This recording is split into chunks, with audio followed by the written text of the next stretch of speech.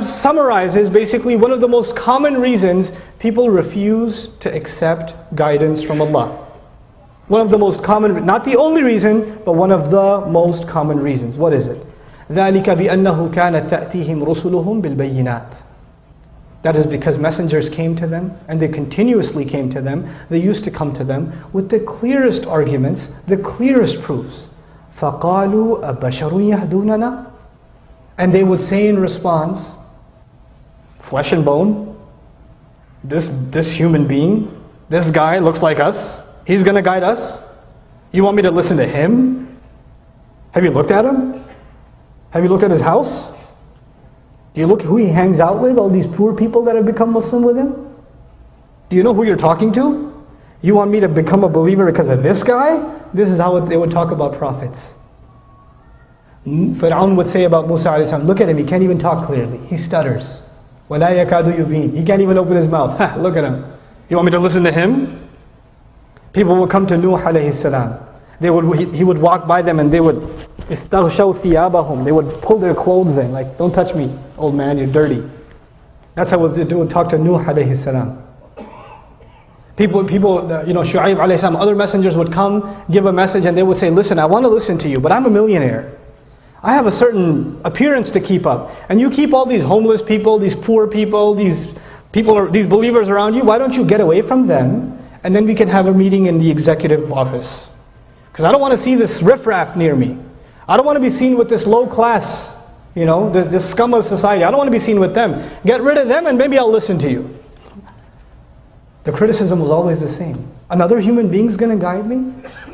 He's just like us. What do they say about Jesus, about Isa alayhi salam? Yamshi fil aswaq. What is this messenger?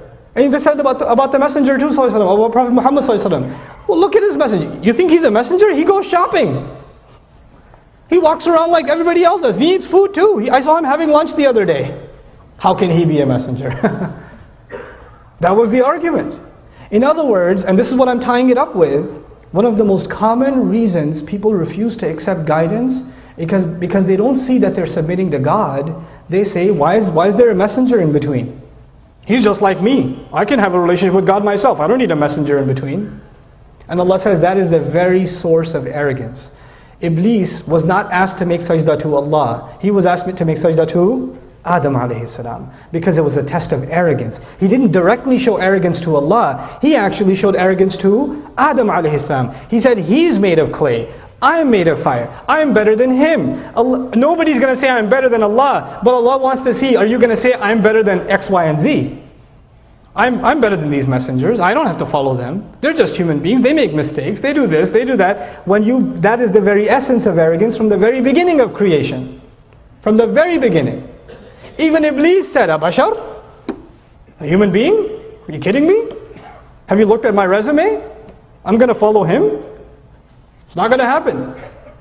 That is the same exact pride that comes, the mutant of that pride is still among us today. Somebody tries to give me advice. First thing that goes in my head, who are you to give me advice? Who do you think you are? Somebody gives, I'm the khatib today. I'll lead the salat. After salat, somebody says, brother, I didn't like what you said. I'll say to him, do you know who you're talking to? I'm on YouTube, you know. You know? You know who you're dealing with here? That is the very definition of arrogance. That is the very definition of negating guidance. Allah says nations of the past were destroyed because they couldn't take guidance from another human being.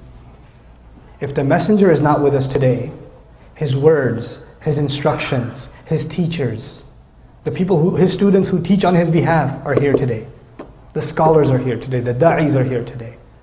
The people of reminder are here today. It could be your father giving you advice. It could be your brother, your cousin giving you advice. But you look at him and say, Dad, you're always saying the same thing. Leave me alone. You don't understand. You tell your son, who are you? You're going to tell me? I used to change your diaper. You don't talk to me. Get out of here.